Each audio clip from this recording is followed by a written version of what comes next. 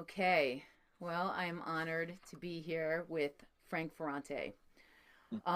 Frank is a writer, a speaker, and a counselor, but really, because I already know him, you're going to hear along with me in this episode about how he's just so much more.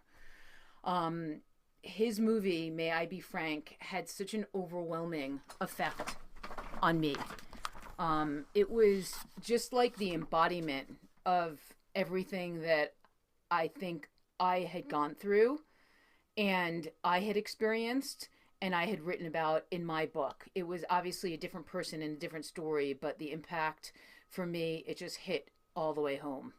So, in his movie, Frank Ferrante is 54, weighs 290 pounds, had a lifetime of drug and alcohol abuse, and as a result, contracted hepatitis C. He's on multiple medications, including antidepressants, undergoing chemo, and drinks 10 espressos a day to stay awake. This is during the movie and before the movie. One day, Frank stumbles into Cafe Gratitude, a raw food cafe in San Francisco, and meets Ryland, the cafe's manager. Ryland asks Frank, "What is the one thing you'd like to do before you die?" Frank answers, "I want to fall in love one more time. But with a body like this, no one will love me because I don't love myself." So watch as Ryland, his brother Carrie, and best friend Connor help Frank take on his weight, health, relationships, and loving himself in just 42 days. And that is really the synopsis of the movie May I Be Frank, which, quite frankly, haha, no pun intended, as a documentary film producer of many, many years, having done many, many transformational documentaries, I was simply, I was simply blown away when I saw this movie, and I just knew that I had to meet Frank, and that I would go anywhere to do that.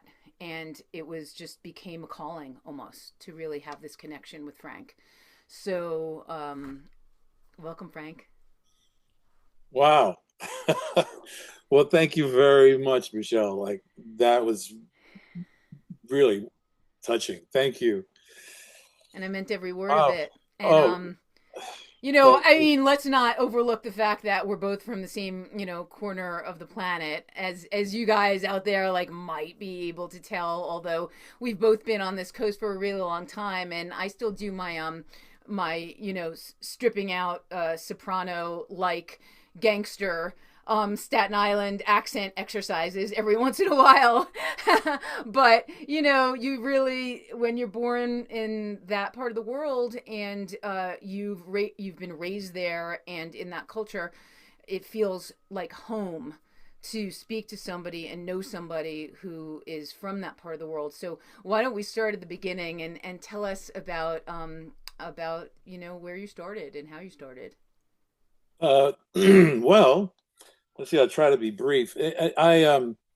Excuse me. I was born in Brooklyn, New York, which is the same landmass as Long Island. For those of you who don't know or may not know, and it was it was post-war. I was born in '51, and it was post-war, and the World War II was still very much in the zeitgeist. People were still talking about it, and of course, and my neighborhood was completely Southern Italian.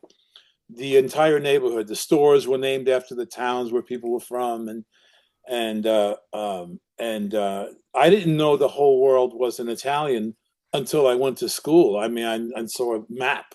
I just thought the whole world was Italian. I also didn't speak English very well when I got to school, which I didn't know that either because we didn't speak English at home. My parents spoke only Italian, and it was gritty. It was a working class, working, I guess what they call now working poor, but it's like working class neighborhood. People worked in factories and had jobs like that, and there was it's a really interesting paradox because it was robust and passionate, and on the other side of that coin was violence and darkness. in equal measure. And Mm. uh, and then I went to Catholic school, which was also incredibly violent. All those stories you've heard and the movies that depict the cruelty in Catholic schools was actually true. And so there was a lot of violence in my early life. With the nuns that I remember there was one story. I was like, I guess in fourth grade, and the nun told me and my brother that we were no good and we were going to die in the electric chair. And so that was That's a way to bolster a yeah. child's confidence, I going remember over seeing that life. James Cagney movie, Hmm. Public Enemy, where it's just I just had it's nightmarish stuff. And then there was violence in the home, not due to any alcoholism or anything, but post-war trauma. My parents were terribly traumatized in World War II, which that language didn't exist in those days. There Right. weren't any support groups, or anything like that. And so they brought that trauma to Brooklyn and basically brought the war to our house. So there's like all this craziness, and in the meantime, like I once saw on Ed Sullivan these flamenco dancers, and I was like captivated, and but I wouldn't dare tell anybody because like the neighborhood that I lived in, if you went to somebody and say, "Hey, Vinny, I saw this thing on Ed Sullivan. I want to be a flamingo dancer, flamenco. What's that? Like." Hmm. Yeah, right. And so it was harsh. And the way I learned to deal with that eventually was the result of all that confusion and craziness in my early life um, led me to find an escape. I found when I found drugs and alcohol, it just I didn't know anything about it. All I knew was all of a sudden I wasn't scared anymore. All of a sudden I felt the way I thought I was supposed to feel all along. That Hmm. this was a secret that eventually would have unfolded, and eventually it brought me to a level of unspeakable desperation, and which led me to another journey of sobriety. And then it's but I think of the journey not so much as I think being so everything hinges on my not getting loaded, but I don't that has nothing to do with my drugs and alcohol have nothing to do with my life today. And what I look at, the way I see my journey is reclaiming my humanity. um, when you are in the midst of addiction, it's like it's the height of narcissism. It's all about you all the time, and that leaves you really disconnected and scared. You're disconnected from the world because you have secrets and you're just thinking about your own survival. You're like basically operating with a lizard brain, and it doesn't leave any possibility for heart opening. So, what was the time frame? Like, you had a serious drug addiction. Was it heroin, I believe, that you're addicted Yeah, to, or yeah, was it more than I did that? them all, but I was a serious heroin addict for at least 10 years. At least Yeah. 10 years. Was that like your beginning in your teenage years? That Like was in alcohol? I began in my teenage years. I began first, well, I began with a little bit of a run on amphetamine, and then for a little while, and then I discovered heroin. And I did heroin from the time I was 16 or 17 till I was about 28. And then I went to a place to kick heroin. You went to, were you still in New York at this time Yeah, I when you was in started this to, old New York. all New York? So you went to like some kind of detox in New York to get Yeah, off of some city. heroin? It was a city detox. It was in 1977, and in those days, they really didn't know. They didn't really have the sophistication of that they have today. With the only thing they had was the 12-step thing, but it wasn't even. I didn't even know about that. They didn't have that in the place where I was, Mm. but they didn't have the knowledge that, let's say, of a Gabor Mate or Mm-hmm. people like that. They didn't know about how the brain functions Right. and all those and the neurochemicals, and they didn't have any of that information. It was basically just do it. It was just really hard knocks, man. So that was just a rough kind of pulling the plug, cold Right, detox. right. And so walk me through like after you was that it? You just you were No, done. if only. Ah, No, I'm much smarter than that. I found another way to to I was engaging in suicide on the installment plan. So mm, the thing is, if you don't address the initial trauma of what gets you to behave that way, like I mean, in my opinion, anyone that behaves in a manner contrary to their interests, to their best interest, is most likely operating from a trauma wound, right? Whether it's hoarding, promiscuity, addiction, whatever, pick your poison. At the root of it, I believe there's a traumatic experience that happened with your primary caregivers. Your relationship with your primary caregivers was fractured. And as a result, you started looking for ways to survive in this world and to protect yourself. But no, when I got out of that place, I discovered alcohol. And as a heroin addict, I would never, rarely drank. It was kind of déclassé. ugh, I see. So you stepped down. You took a step down Yeah, and so went I into started alcohol. drinking, and what happened was that, again, like in the beginning, it was a party, and the beginning was a party, and then it was a party with consequences, and then I was always putting out fires. And during that time, I also started doing cocaine because the way I drank, I would pass out all the time. I would put away a quart of vodka, and I would invariably pass out, and I didn't want to pass out, and so somebody suggested I try this. And then Mm, I spent the next 10 or 12 years, drinking and trying to find that balance, which is such madness.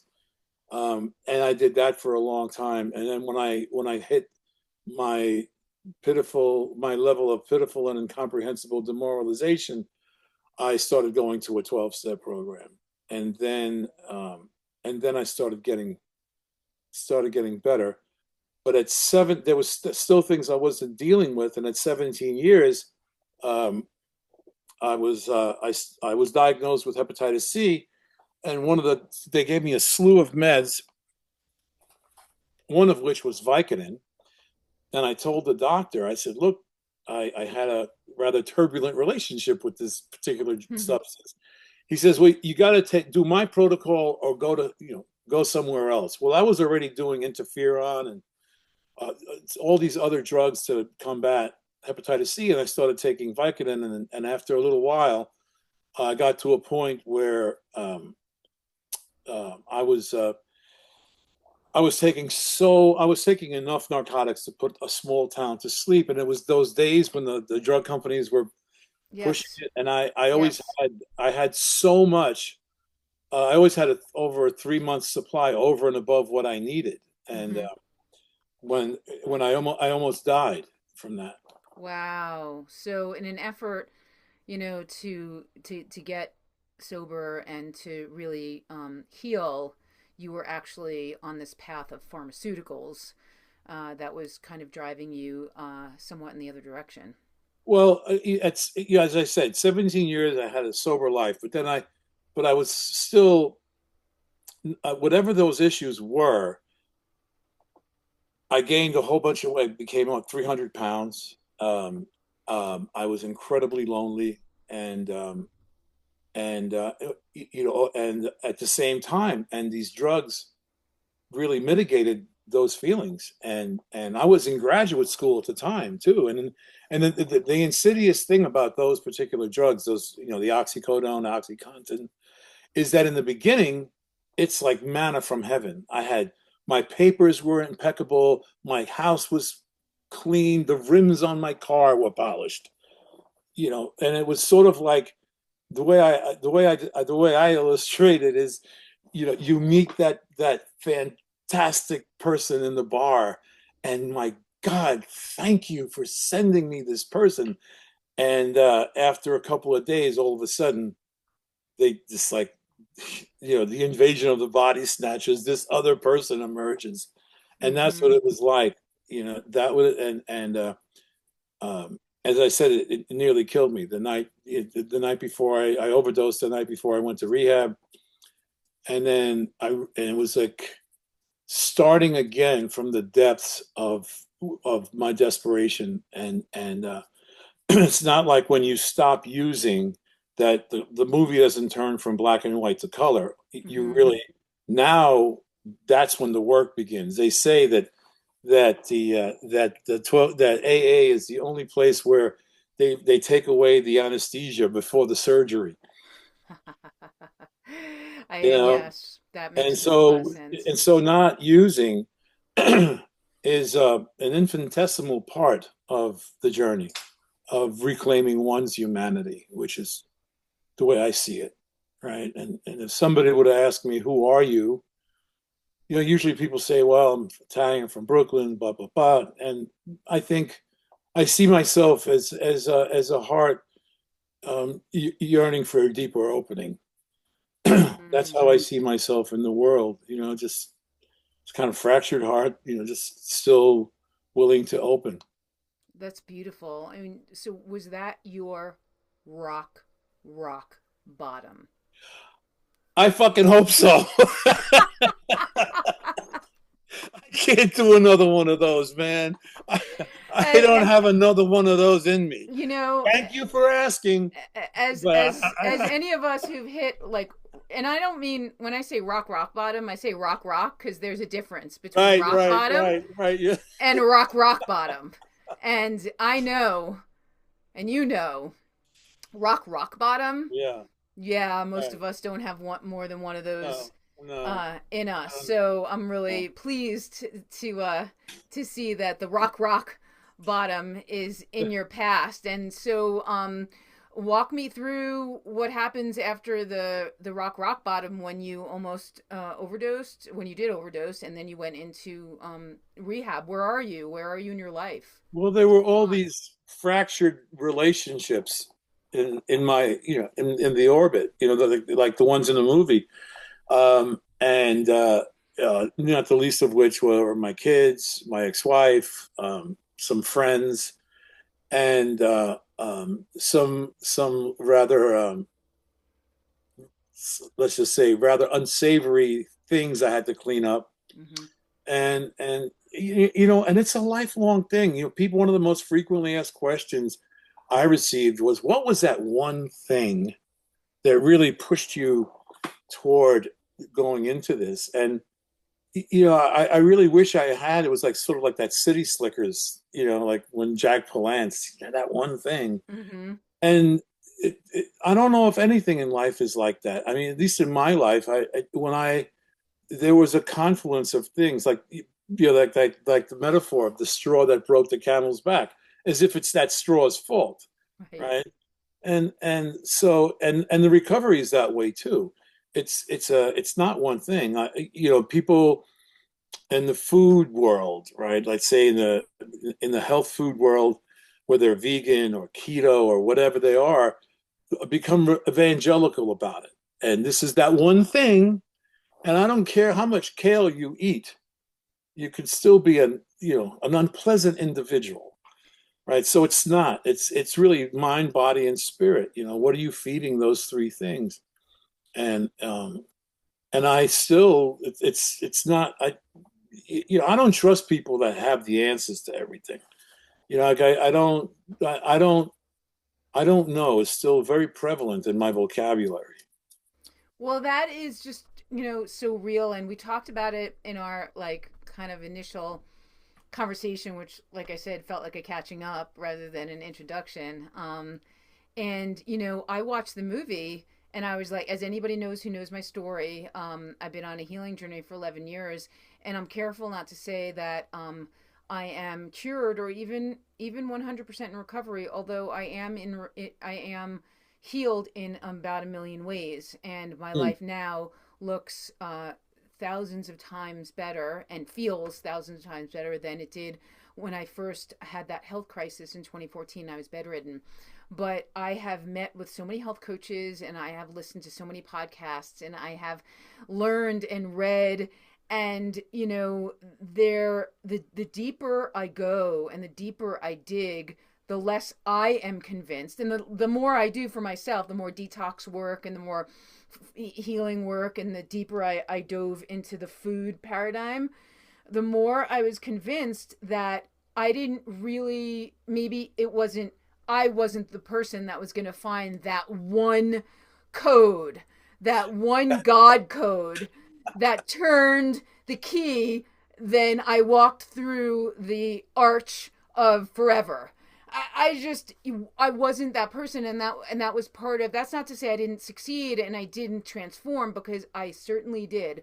But I watched your movie, and it was really comforting to speak to you afterwards, because the movie was this 42-day really hit me, because I did a 61-day juice fast, which was really set up as a 40-day juice fast, and 40 days is normally the period of time, in a biblical sense, that we really can Right. transform. And of course there are all these religious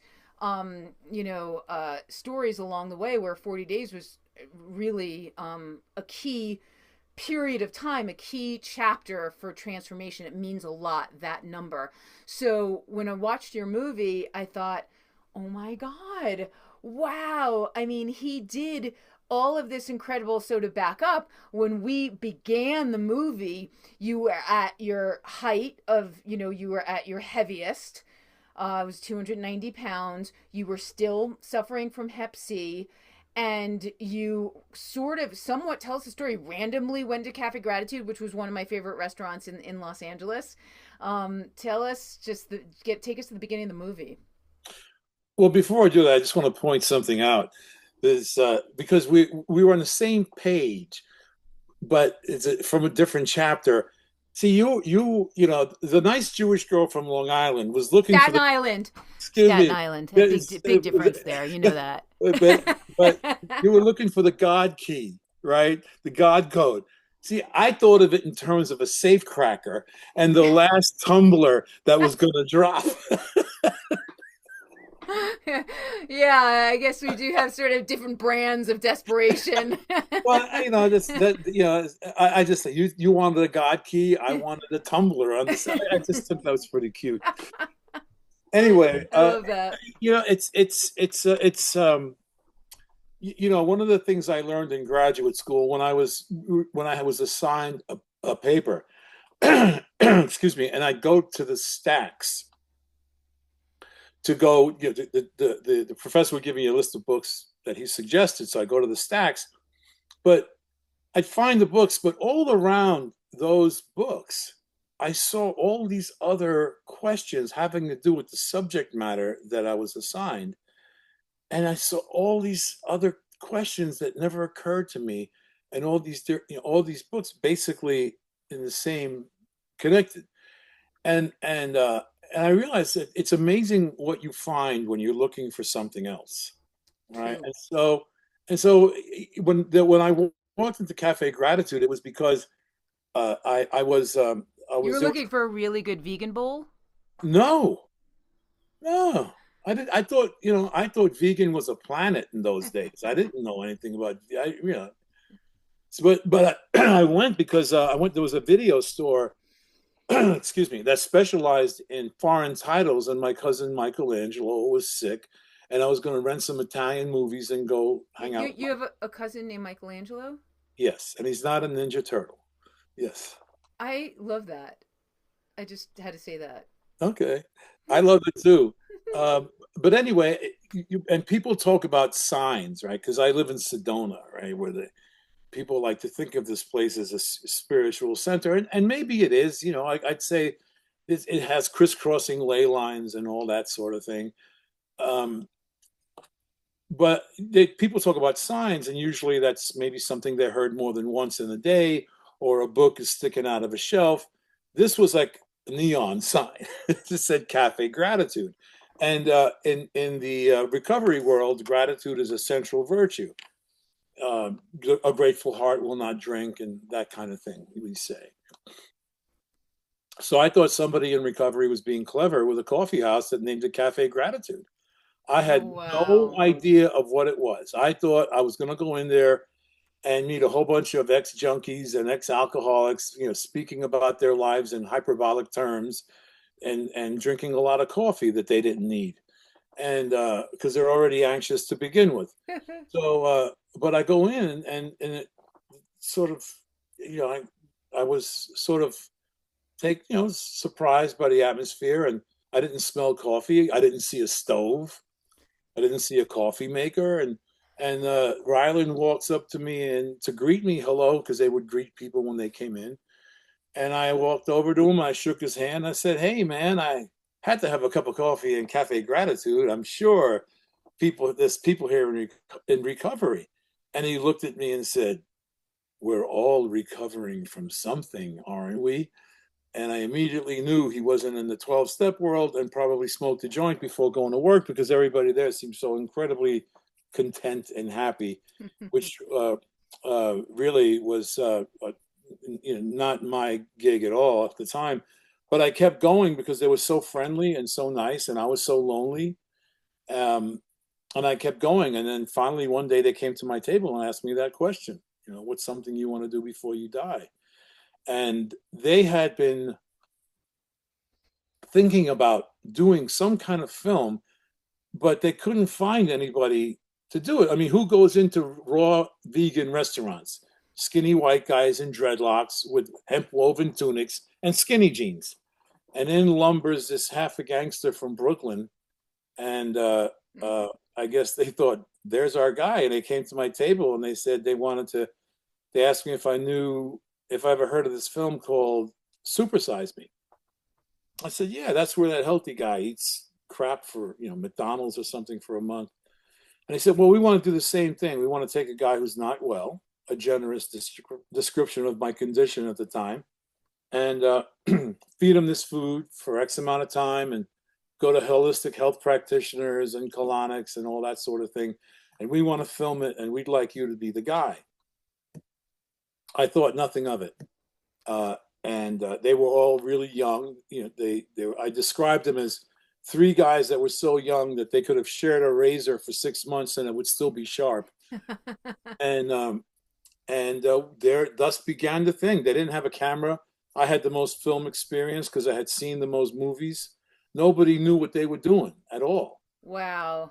And they got a camera, and with those little small cassettes, little video cassettes, they were little. I don't even know if you remember. They were like this big. Anyway, they went to Home Depot, got PVC pipe for a boom mic. That's just amazing, and I think it really humbles all of us who've gone to film school. And I mean, I wasn't one of them, but I had a lot of classmates and other people that were like, I'm going to do my thesis and spend like 150 grand. I mean, I focused on writing because that was the cheapest thing Right, to do in order to get through school. But it's really humbling for and important for filmmakers and storytellers and directors and producers and songwriters and record producers. It's really important to know and to remember as artists that it isn't the even length of experience you have. It's not your resume. It's not how expensive your gear is. It is the heart and soul of your story. And in this case, absolutely.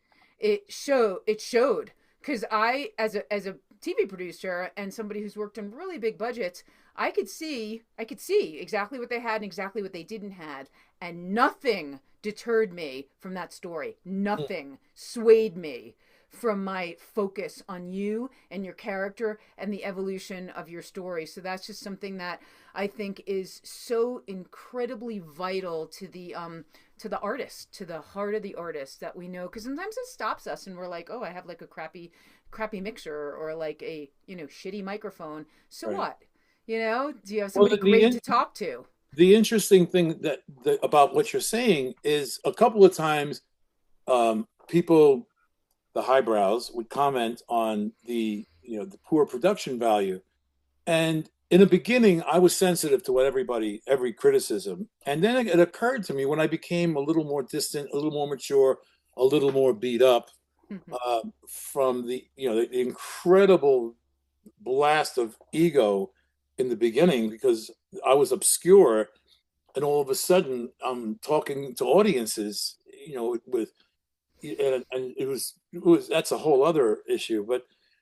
But I think that the less than sophisticated production value adds to the film. 100%. You know, I think if it was polished, I don't know. I think it would take away from, because it wasn't about that. In a way, it it was more authentic to me, because your story was like really a diamond in the rough. We have seen so many movies already. We've seen so many supersized me's. We've seen so many sort of food documentaries. We've seen so many documentaries. And the story, the heart of your story again was you and your transformation and how raw you were, and not having the most sophisticated, like, well, I don't know, sound design or color timing, or it really just took a light, a spotlight, a big spotlight, and said, this is the story. This man and his quest to find his way back home. And let's not get distracted with all the bells and whistles. And so for that, it was endearing to me as a high level television producer. It was so endearing to me and so captivating. So I just think that movie's really important. And so, like, okay, so what, you just go, okay, like, I have nothing better to do, let me just start, let me just do this. Pretty much. This really, the stars aligned, man, for this one, because nobody knew what they were doing. And I remember one time, one time in the beginning, that I went to their apartment, and they had like this kind of like, they were attempting a storyboard. So they had like these big white OTAG papers, on the wall.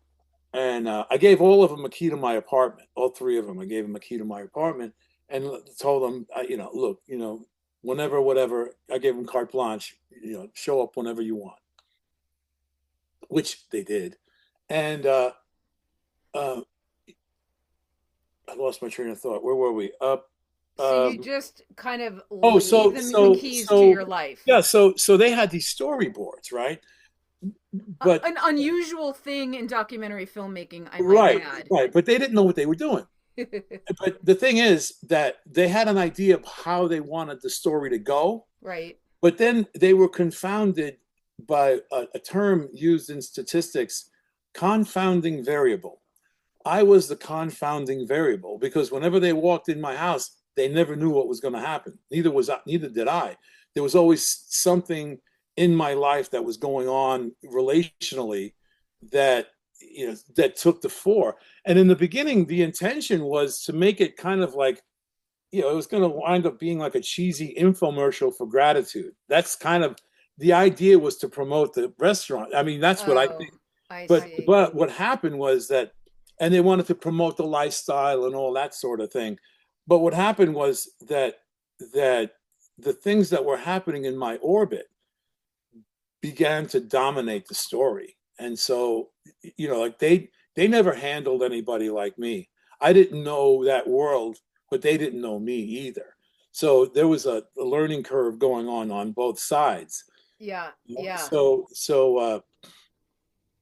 when we talked about rock bottom, when do people there are people that are still trying to find that key, whether it's the last number on the tumbler or whether it's the God code. What is it that will motivate transformation without suffering? Correct. And I don't know if that's possible, because the suffering is an integral part of it.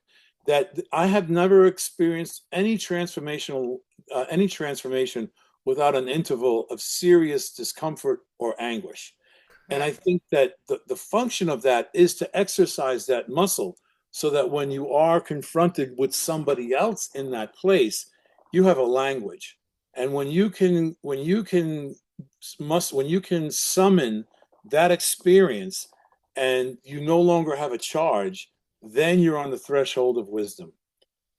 That's beautifully said. And I also want to comment and add, like a lot of what I do is on the mystical side. I'm very fascinated by mysticism and the great mystics. And Mm. so I have to ask you, when you were like getting ready for your day and looking for that movie from Michelangelo, was there, if you can think back, was there a piece of you? Was there a part of your consciousness that was somewhere kind of calling out? Were you were Oh you yeah, were you radiating like, yeah. hey up there, if you can hear me, I need a big shift. I I knew the closest I got that I the clearest I can be about that is that I knew that there was something there was something happening. There was something I needed to do because the way I was living was physically I probably could have gone on, but emotionally it was not sustainable. I just couldn't bear it anymore. And when this came up, I didn't know. None of us knew what we were doing or what was going to happen, but I did have a sense that I needed to do something, and I didn't know what. I really Mm, didn't know what to do, that's beautiful. and I think of prayer because sort of what you were talking about, sort of like in a sense, is in the prayer realm, right? Yes. And I think because of the cruelty of or the harshness of my religious orientation, it left me in the lurch. Like I had to find something other than anything that even remotely hinted of organized religion, Yes. because to me, I think when I thought of organized religion, I just think of punishment.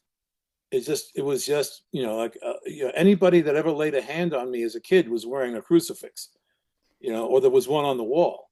So Wow. so I had to go elsewhere, and I've come to the conclusion that praying is not petitioning, but rather summoning the divinity within, that Yes. that place inside of me that knows what everything it needs to know, that gets blocked by my ego life, right? By that shadow thing. And then because as I've said a million times, the ego's greatest disappointment is a heart opening.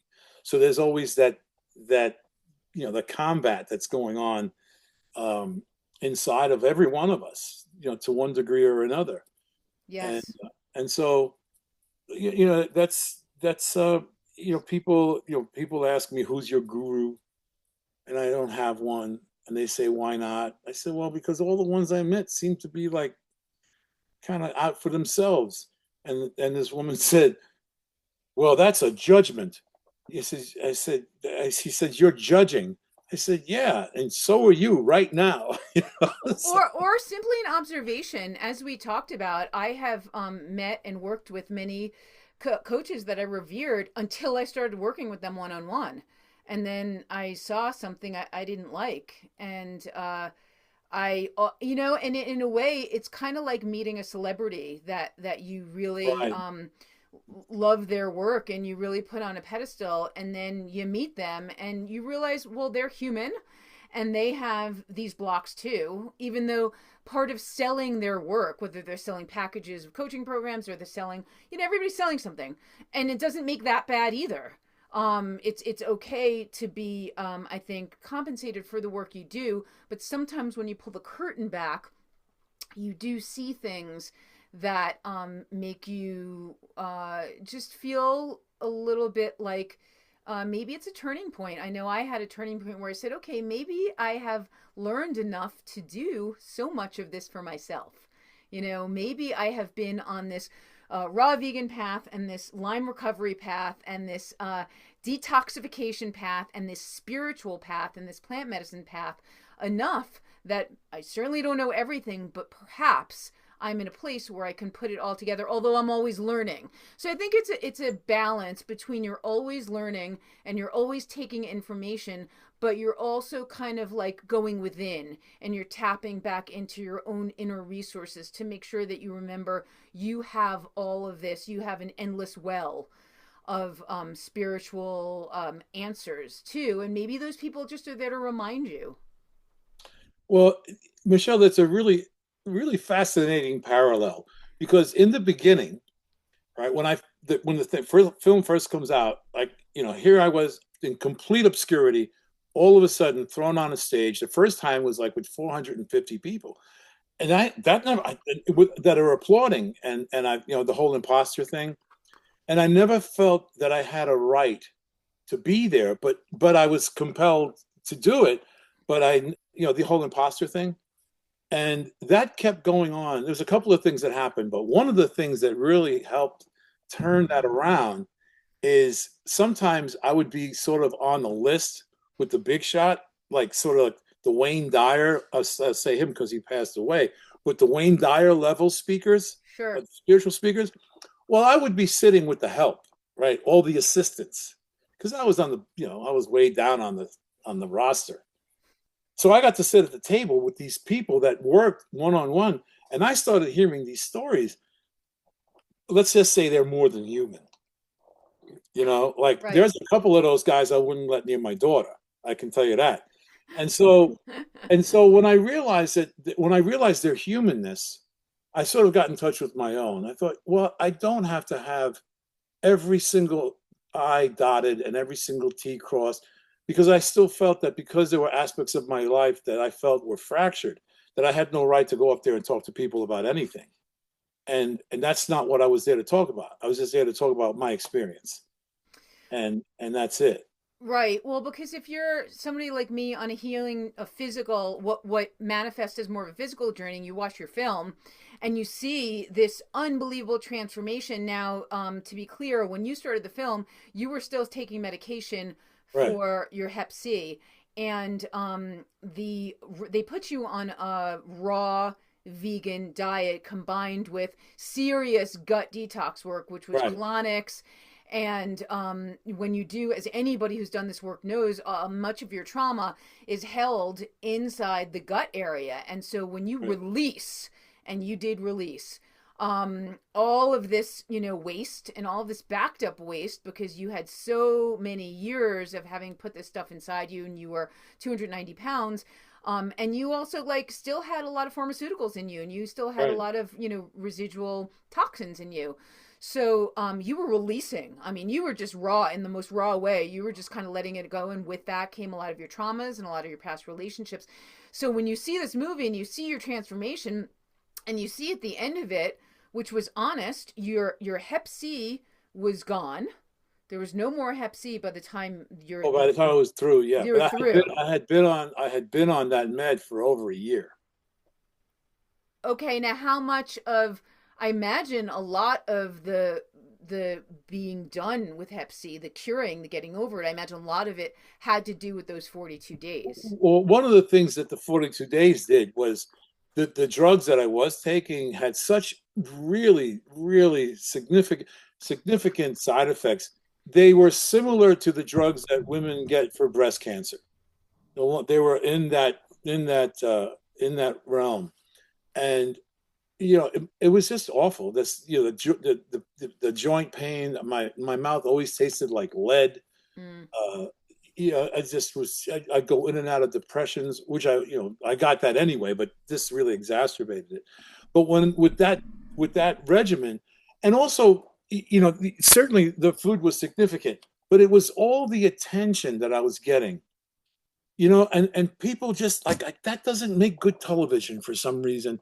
I don't know. It seems to it bugs me that there's not more of an emphasis on that, because one of the things that was happening, I was always with somebody. So that's Somebody was really always important. there.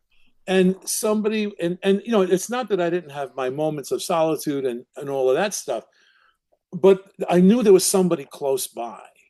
And even if you look at the Blue Zone documentaries, right, the Yep. through line Yes. to me, it's not the food, it's the community, that people don't celebrate alone, they don't grieve alone, they don't Correct. parent alone, they Correct. don't die alone, they don't give birth alone. I mean, it's like this whole, try to find an old age home in Sicily. You won't. You That's know, so important, because also you had a sense of purpose. And that is, you had a sense of purpose when you were on this film because they were counting on you. And And belonging. and belonging. There is something about being part of a film crew. Everybody's essential when you make a film. Right, right. Everybody. The guy, if the guy who's cameraman doesn't show up, you don't have a film. The guy The who brings sound the guy, coffee. well, especially. I mean, most importantly is craft service. That person doesn't show up, everybody's in a bad mood, and nothing happens. So, absolutely, I want to really emphasize that's so important that not only was the food and the detox, because I've gone through many years where I detoxed and did parasite cleanses and did candida cleanses, and I was alone, and it was hard. Even if I was working with a coach, at the end of the day, if I was having a Herxheimer reaction, I was sometimes, for a certain part of my healing period, I was on my own. And I found that doing this in isolation and doing anything hard in isolation is incredibly counterproductive sometimes. There's sometimes when you have to be alone and you have to do things on your Right. own. But what you did was so difficult that you needed the companionship of and the purpose of a team that said, "We've got you." There's a, that was very beautiful what you said. I think people people get I think people get sidetracked because they think, they want to be a part of.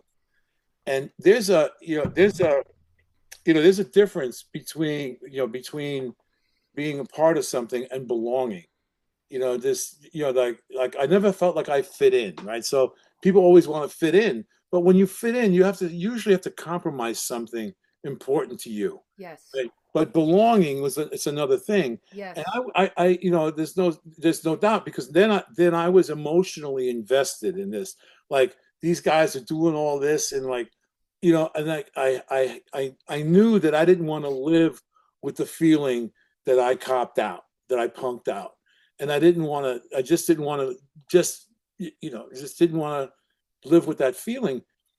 And I think, like that one of the other things that really was a beautiful awakening for me was the realization that the opposite of addiction is not sobriety, but rather the opposite of addiction is connection. And Mm. that's what I was chasing.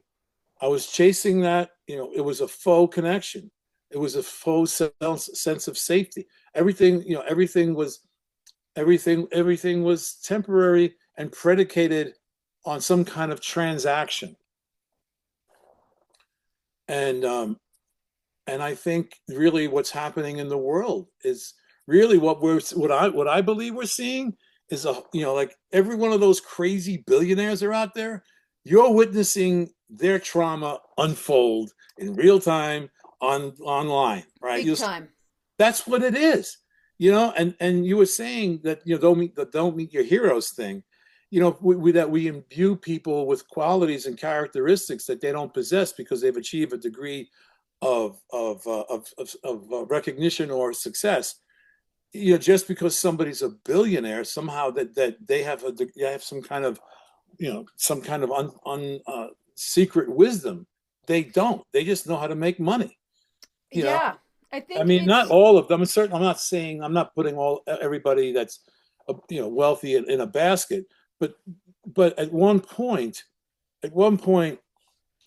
like, where do you go with all of this stuff?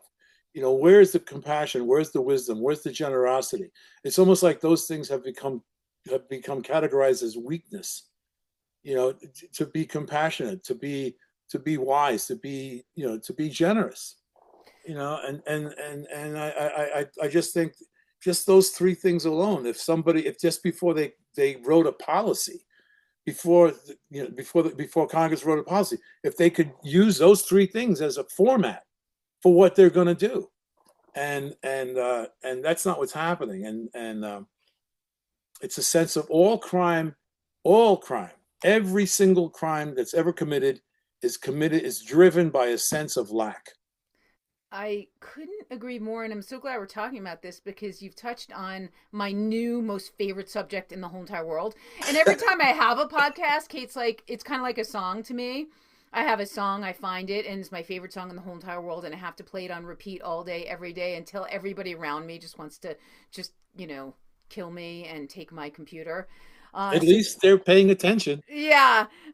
So I do this with ideas too. And I have to dive in such a deep way because I find that they're really important. They must be coming up for a reason. So our mutual friend Connie really opened up some mental doorways for me when we were talking about Sicily, and I've taken a really deep dive, especially as I've been editing my episode with her, which I think should be out in the next day or two.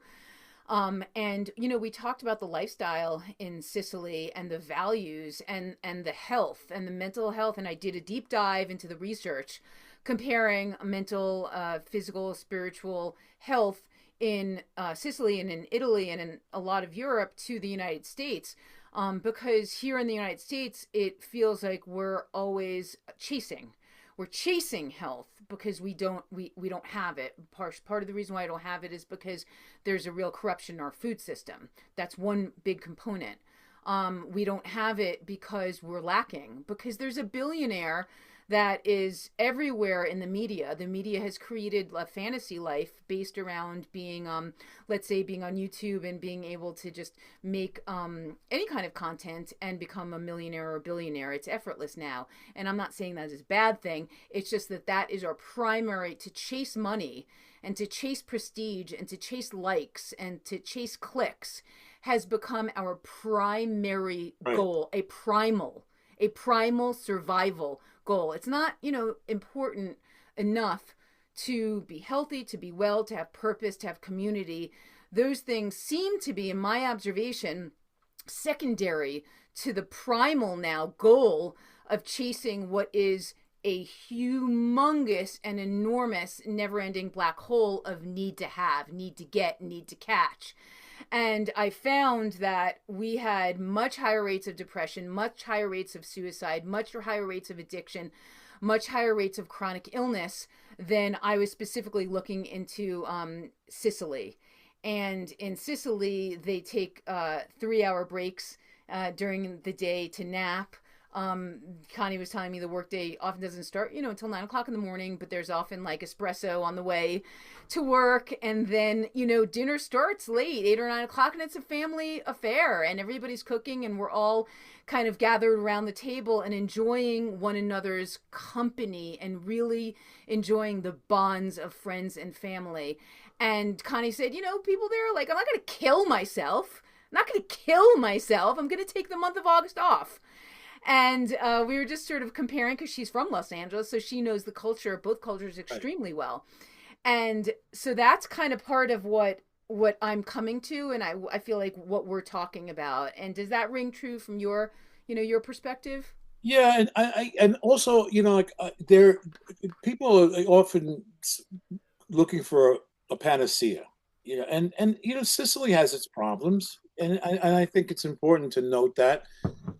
Nevertheless, uh, there is a different pace. The cadence there is very, very different, and there's a great movie called Macaroni with Jack Lemmon and Marcello Mastroianni, and they're in Naples. And at one point, Jack Lemmon is this like sort of frantic corporatist, and he's visiting from America, and he knew Marcello's family during World War II, and they're very, very different men. And at one point, Jack Lemmon is kind of frantic, and they go over to the ocean on some rocks, and Marcello Mastroianni puts his head back and puts his hat over his eyes and says, "It's so beautiful to waste time." I mean, you can't get less Protestant than that. and Right. and then you have to define your terms. Was he really wasting time at that moment? That was a blissful moment. Looked like, wow, that's a and I think you're absolutely right. I think all those things you're talking about, the click baiting and whatever, all these terms I'm really learning is like I didn't know what that was. It sounded like something you do when you fish, It when you go does. click baiting. I don't know what that was. At first, I thought it was actually something that made noise in the water for the fish. Right. I'm I'm not a Luddite, but it's close. But all those things have to do, like if there's a certain degree of fulfillment. I mean, when you're really young and you're still, you got all this hormonal testosterone, you go get it and all that stuff. But at one point, um, and I think this lends itself to guidance at an early age. You have you have priority that, like, there's a guy named Scott Galloway, which I like. He's really an empathetic guy, and he talks about, if you like the difference between having a lot of money and then really looking to do good in the world. um, and the idea in his mind, and he's been very successful in his mind, being a man is like, and having all this money means that he gets to protect people and to help people out and to give people, maybe an opportunity that might not have existed, while never changing his lifestyle. It doesn't affect his lifestyle whatsoever, no matter how much he goes into that. And it's just not an attitude that's ever been prevalent.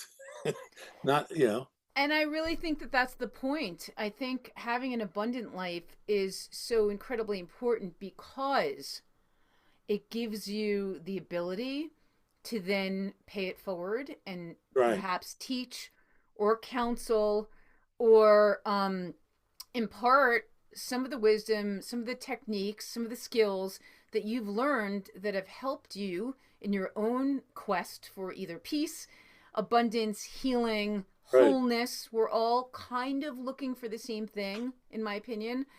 And when you have attracted and created that level of abundance, I think the highest order is to take that and to right. share it, share your Which knowledge. which is what, I forgot, the names escape me. He's a really famous, wealthy old guy, um, stockbroker. He was in the stockbroker, and he says, the idea of making this much money is to give it away. He says, I'm giving everything except 10%, and I'm Mm-hmm. leaving to his family. Everything else goes to charity. But I think it starts with us. It You know, does. it's like when people ask me, "What's your spiritual practice?" It's just another one of those irritating questions. Like, really, like, Anyway, to me, it's, how do you treat the waiter? Do you bring your neighbor some chicken soup if they're sick, or vegan soup? In your case, if you got a cold, Mm-hmm. vegan soup, Or tofu, raw, or raw miso soup, or something. Well, Jill would make it, or just but celery juice. But you know what I mean? Like, it's like, really, how do you treat the cashier at the market? Like, really, that's really what shows. And over here, it's really interesting. There's a woman I know that she manages a bunch of Airbnbs, and she says the worst clients are these people that hold retreats. That they're really difficult. They call her up all hours of the morning, at night, and really complain a lot. And Mm-hmm. she runs a really tight ship, but Mm-hmm. it's just that, she says, I prepare myself when these people with retreats come. And I Mm-hmm. think, well, that's sort of, I don't care how white your robes are. How are you treating the people around you? Right. There's no spiritual mask. It's just you are Right, outwardly facing who you are inside. And I think that that's really something to strive for. And one of the things I was really curious about, like even before I met you, when I finished the film, was like, where do you think you'd be now? Like, how did that experience of being thrown in literally at the deep end, how did that experience, and then transforming on a level over those 42 days, how did that experience change who do you think you would be today if you had never seen the lights, cafe gratitude, oh, I want to meet some fellow, people in recovery? Like, who do you think you'd be today? Would another version of that had happened? well, that's like the opposite of the question. Oh, when you think, oh, if only I would have gotten that job, this and this and this would have happened. You're asking me the opposite. I am. I don't know. I really, I don't know. And by the way, when we imagine that if we would have gotten that job, the scenario is always better than it's always perfect. You don't, you really, we create this narrative that it's, oh, if I would have gotten that job at CAA, God, like, that Right. that would have been it. Like, game over. It's like I'm done. I'm I really don't know. I don't know. I mean, I don't know. It seems, and I never really, I don't really think and talk in these terms, but I really believe on some level there were forces that I don't understand or pretend to understand or pretend to know that seem to just converge on and when I look at this film, I'm amazed that it ever took place. I'm amazed that everything that I hated about myself has become my calling card. Everything that I just disliked, or all the things that I continue to work on, because it's not like it's over. I just sound a lot more mature. But if 90% of my problems are from here north, I don't know. I don't know what would have happened, but it just seems to me that there was some kind of confluence of ghosts and angels that somehow, sort of nudged me in that direction. Because I mean, part of the really thing is, like, I don't know if thrown in was accurate. I kind of dove in. I mean, because without the willingness, none of this would have happened. It was that I was just I had the willingness that was driven by desperation. And you were open, right? You kind Yeah. of let the blocks sort of dissolve for a period of time, Yeah. enough time for this opportunity to come in. So the film ends. You're Well, so. sometimes those blocks, they opened in spite of me. Like, Mm, there were things that happened. There were things that emerged against my will. But because of the constant affection and really taking contrary action, diving into my discomfort, and of course the food and cleaning up, the mechanisms lost a lot of strength. And so now, like, the stuff that was like that I didn't even remember, like, that scene with my brother, when I yes, was crying, yes, that you was so know, powerful. I didn't remember that. All of a sudden, this guy touches a part of my back, and it's just something. It was like lancing a boil, Hmm. and and it just, so that started happening. It wasn't like I was like this warrior on this quest. A lot of this stuff was against my will. but but I had to deal with it as it came up. And you were such a blank canvas in some ways, and I think that's what made it so impactful for the rest of us. So okay, so the film ends. You are in so much better shape, but that's when on some level, if we're being honest, we'd Right. say maybe the work began, because now we don't have cameras and we don't have people Right. expecting stuff for us. So like, how did that end up being like a continuation of your healing journey? Well, when that happened, and some therapists were appalled, but that there was no after thing. But they were kids, and after 42 days with me, and that was intense. And they wanted to go be 20-year-olds, and I don't blame them. But I was left in raw, like, it was like they did great surgery, but nobody stitched me up. No aftercare. No, there was no aftercare, and that's when um, and that's when I started with the narcotics. After that, and that for the next 9 months, and that's what almost killed me. And then when I came out of that, that was, see, I had to go, I had to drop down to that rock. Oh, so you hit the rock after the The whole end of the film. film was the rock. Then there's the rock. Oh wow. Okay, well that puts a lot That puts a lot in perspective, because and you know what, and it makes a lot of sense, because you didn't there was a final piece of healing or foundation that wasn't really hadn't solidified yet. No, I was told that that the people that were involved with The Secret, that movie, that they were interested in the film, and when they reviewed it, that they wanted to take out two things. They wanted to take out the fight with my ex-wife, and they wanted to take out the part where I relapsed. And I said, that's the heart and soul of the movie. I said, Yes, like, absolutely. and all of a sudden that just because the movie ends, hey, we're good. That's not it. No.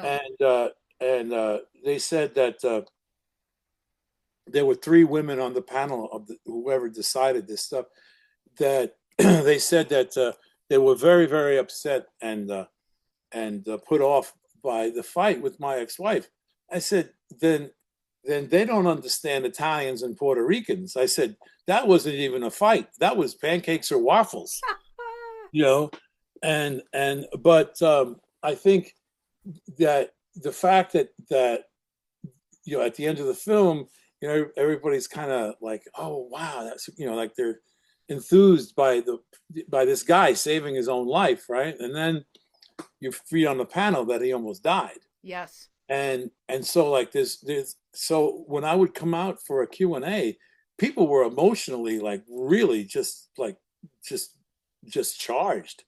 They had this up, and then so both of those, and then I show up, and I was really privileged to be exposed to so many people that would tell me stuff, like tell me their secrets, like right off. There was no small talk.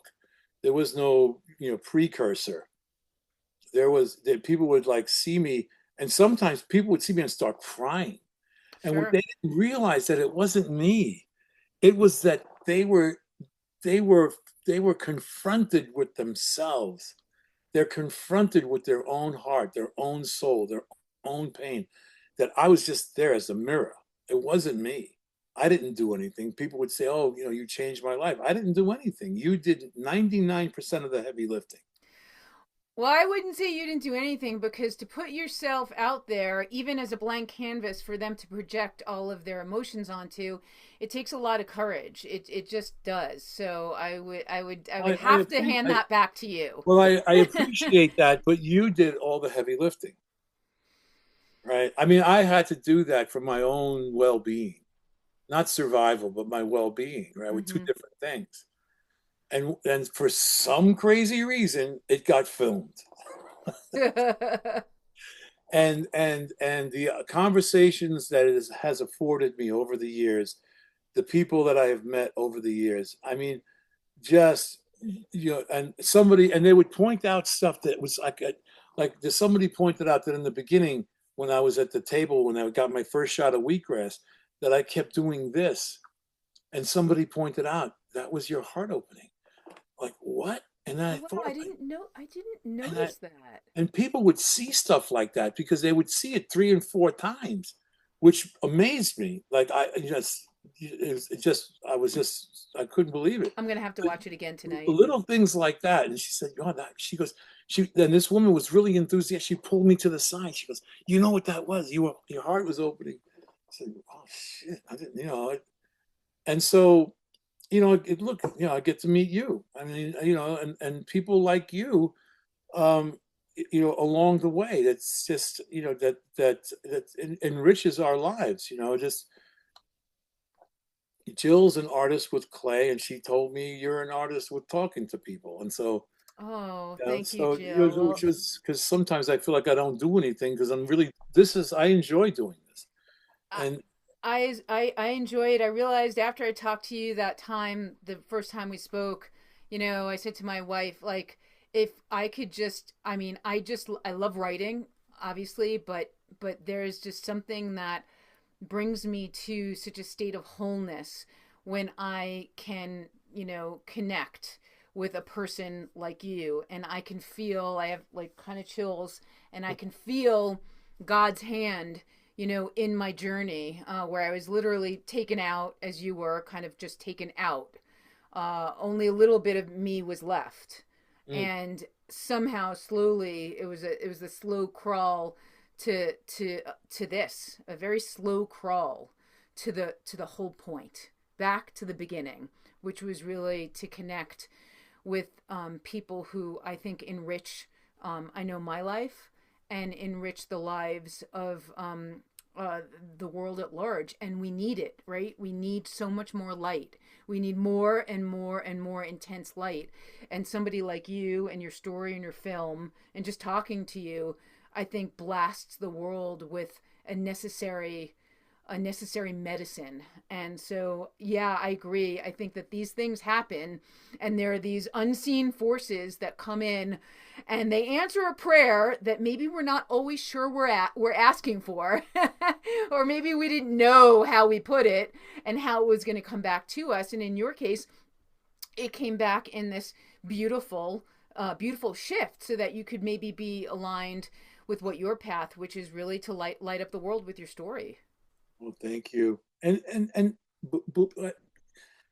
you see what I mean? Like, it's like, I mean, I get to hear stuff like that, And it's true. and it's not that I don't have, it's not, I'm not done. There are days I wake up and I think, oh my God, I just wasted, I went through this last week, that I wasted my whole life. And I go through those things, Yeah. it's done. I go It's that not, through them at least 3 times a week. It's yeah. usually on Mondays and Jews and Wednesdays, Italians, of course, we and do this. we can't shed our DNA. But are you a raw vegan? Like, what happened after the film to your? I know that you went and you hit rock bottom, but like, tell me about the food and the healing and the things that stayed and the things that left. Like, what did it look like afterwards, and what does it look like Well, now? the film really is an integral part of this, because I have these conversations, and what happened was that the film kept me on track. Right when the film came out, it kept me on track, and because I go to Whole Foods in Venice, and people would recognize me and look at my cart and judge me. So Oh wow. it was great. And I mean, and that would happen no matter where I was in the country for a while. For Really? a while. I mean, it happened in New York, in Nyack, New York. It happened there. I mean, so it sort of kept me to a certain degree.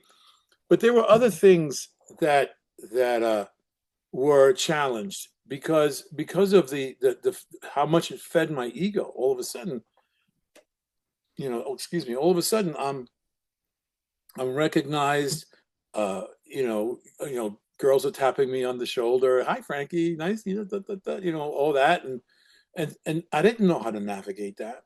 Yeah, I didn't know how to navigate all of a sudden all of this recognition that I never felt that I deserved, and I was constantly. Then that became sort of like another hit.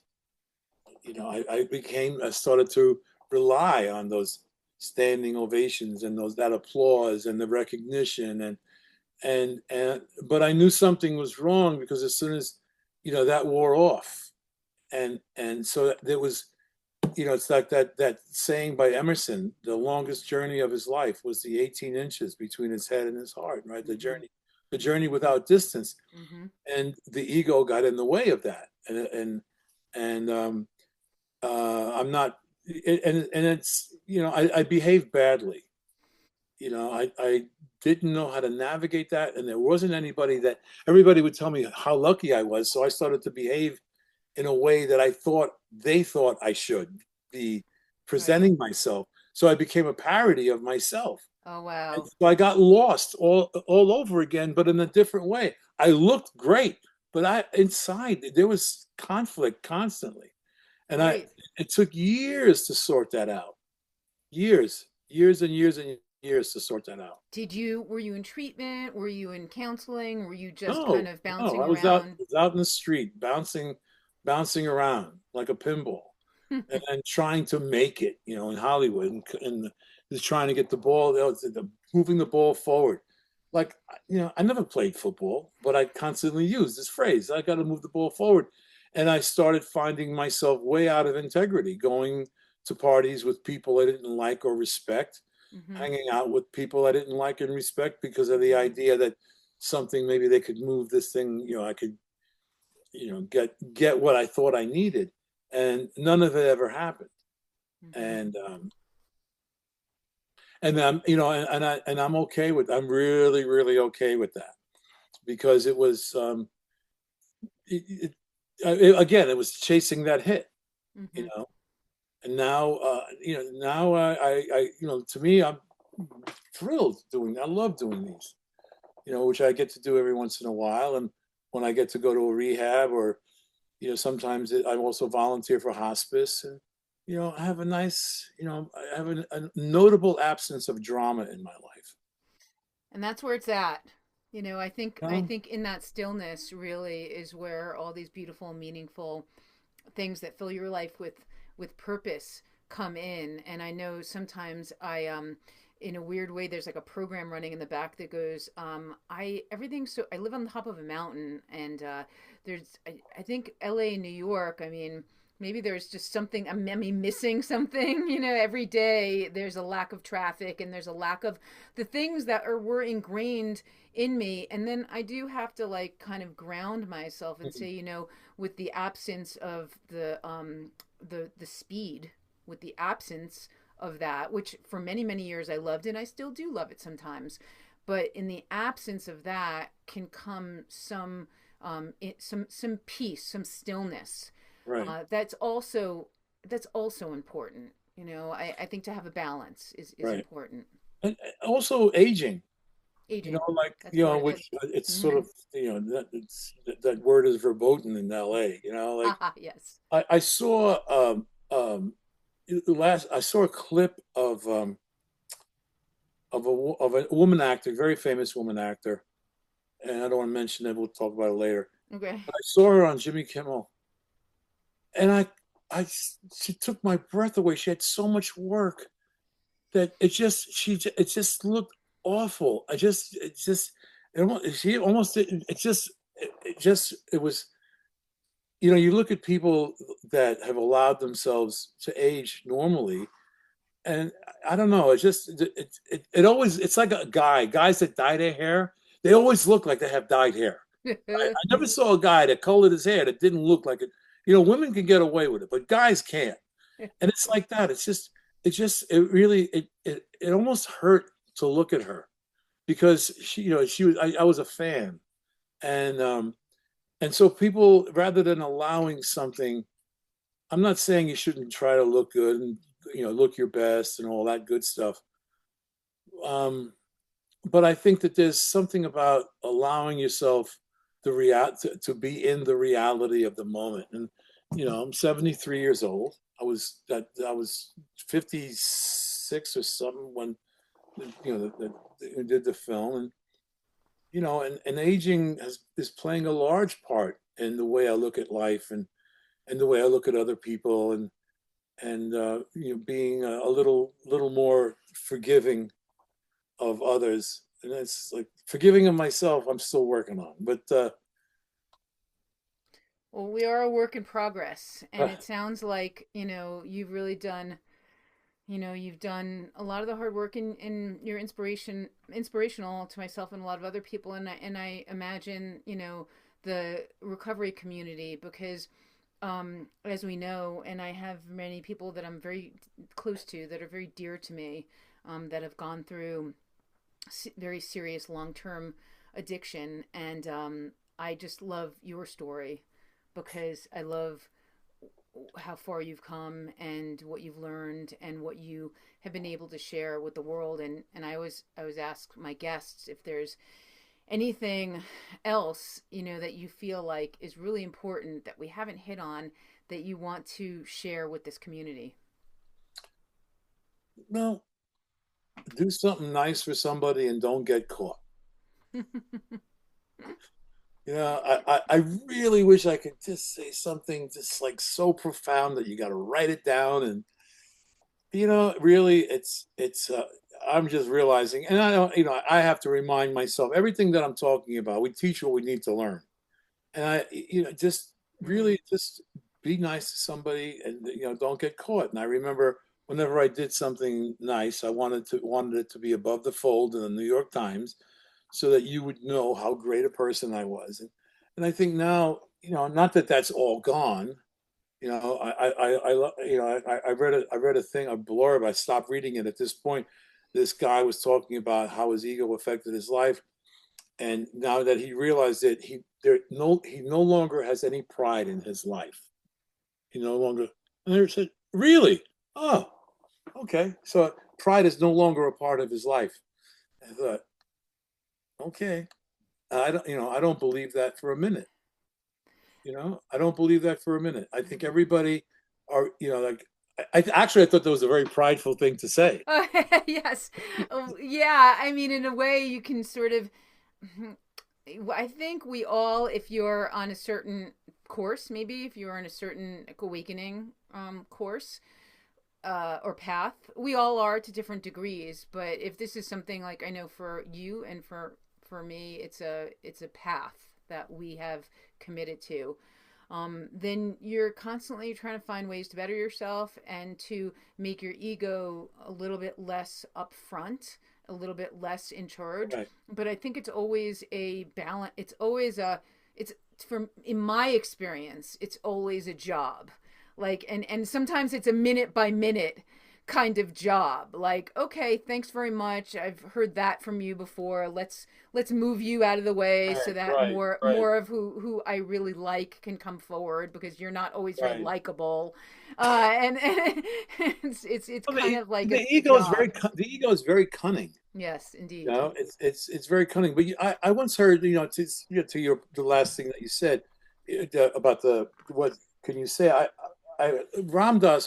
I used to love to listen to Ram Dass, and Ram Dass was talking about how people really are, like a soul masquerading as something else. And then I thought about that a lot. And I started looking at people, like when I go to Safeway, she thinks she's a cashier. She's not conscious of the fact that she's a soul masquerading as a cashier.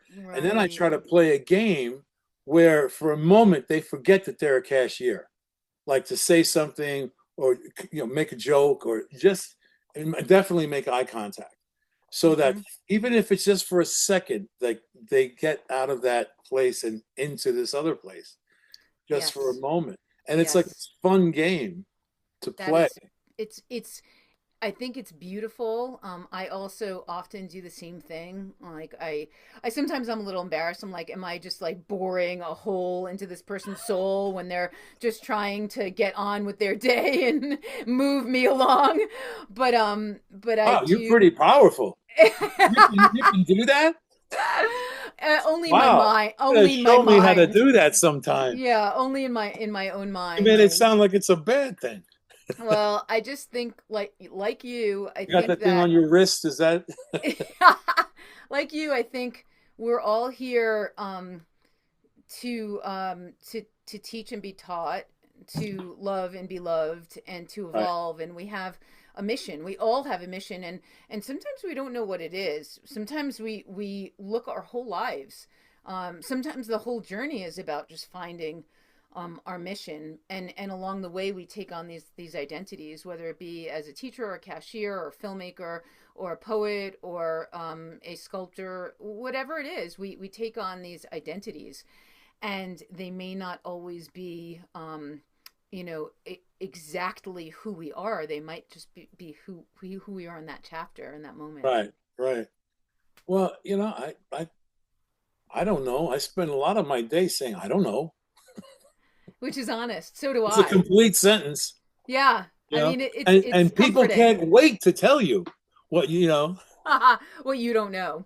Yeah, they can't wait to tell you. So Well, I can't thank you enough. I do know that this is really one of the more inspirational conversations that well, I've thank you. had, and that I can't believe the twists and turns my own life has taken in the past month, and the people that I've been able to meet and see and connect with. And I just feel like just so hopeful. I feel so filled with hope for Good my for you. own life that I've let go and surrendered to this path.